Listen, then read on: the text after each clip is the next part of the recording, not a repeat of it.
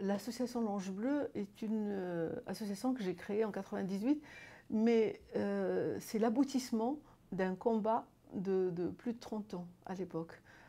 30 ans d'expérience, 30 ans de terrain, parce que j'ai été moi-même victime, aujourd'hui je me considère ancienne victime, d'abus sexuels et de viols de la part d'un employé de mon père. Alors pourquoi L'Ange Bleu? Parce que pendant 30 ans j'étais sur le terrain avec des agresseurs sexuels. En fait, je vais dire plutôt délinquants sexuels, parce que parmi les délinquants, il y a plusieurs profils. Il y a le profil de mon agresseur, puis il y a le profil de ceux qui ont dérapé, de ceux qui avaient besoin d'aide, de ceux qui ont vécu l'abstinence pendant des années et qui n'ont pas pu trouver de l'aide et ils ont dérapé suite à une fragilité ou bien un manque de contrôle. Voilà, donc j'ai compris pendant des années qu'une structure d'écoute ou d'exutoire, ou exutoire plutôt, était nécessaire, était fondamentale pour que toutes ces personnes qui avaient des problèmes ou qui ont des problèmes avec leurs attirances sexuelles envers les enfants prépubères pourraient trouver une écoute et une aide. Les appels téléphoniques émanent de pédophiles abstinents ou de pédophiles qui sont arrêtés, interpellés pour téléchargement d'images à caractère pédophile illicite.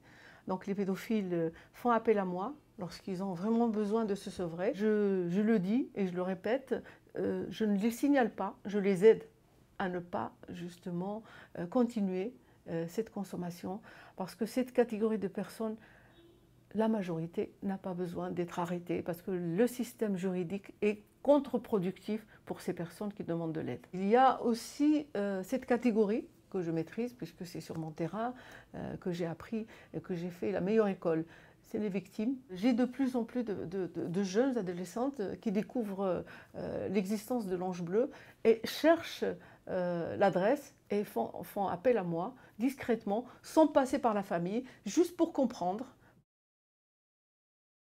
Tout le monde se pose la question comment se déroulent les groupes de parole de l'Ange Bleu. Il y a plus de 40 ans que je fais ça, entre les victimes et les auteurs, à l'époque.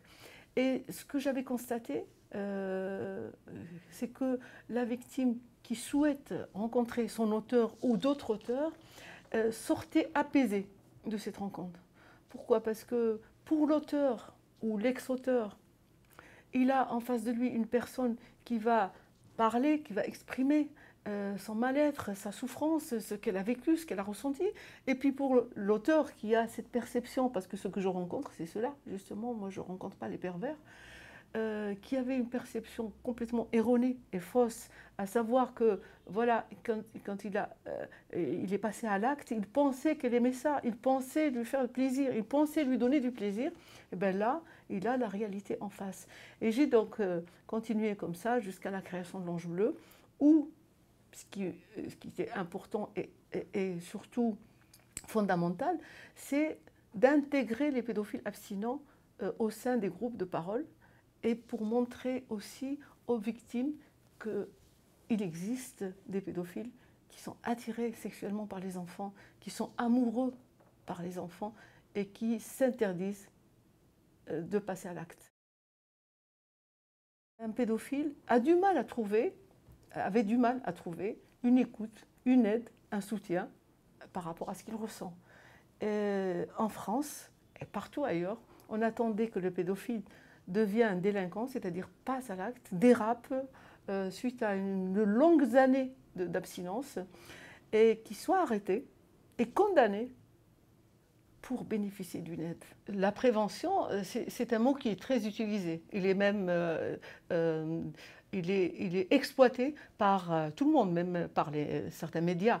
Mais en réalité, il n'y a absolument rien, ni en France ni ailleurs. C'est quoi la prévention, la réelle prévention? Et ça, c'est un message que je lance aux hommes politiques, aux travailleurs, à tout le monde, y compris au gouvernement. Après 16 ans d'existence, je reste toujours marginalisée, je reste toujours seule. C'est un cri d'alarme. Je dis, mais qu'est-ce que vous attendez pour prendre des mesures qui sont comme l'ange bleu, hein, c'est-à-dire prévenir le premier passage à l'acte, pour que tous ces, maintenant j'ai le constat, que tous ces milliers, peut-être millions de pédophiles abstinents ne deviennent pas des délinquants.